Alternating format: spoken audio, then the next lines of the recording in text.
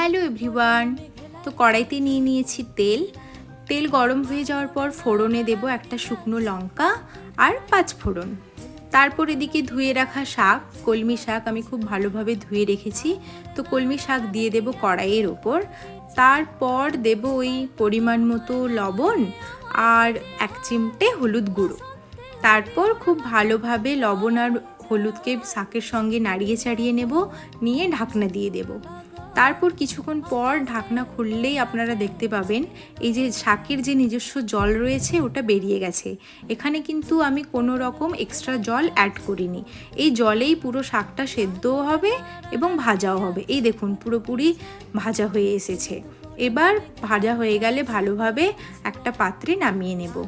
এই দেখুন আমাদের এটা কিন্তু একদম পেঁয়াজ আর রসুন ছাড়াই কিন্তু শাক ভাজা হয়েছে। তো এই নিরামিষ পদ্ধতিতে শাকভাজি কেমন হয়েছে আমাকে কিন্তু অবশ্যই কমেন্টে জানাবেন। বাই।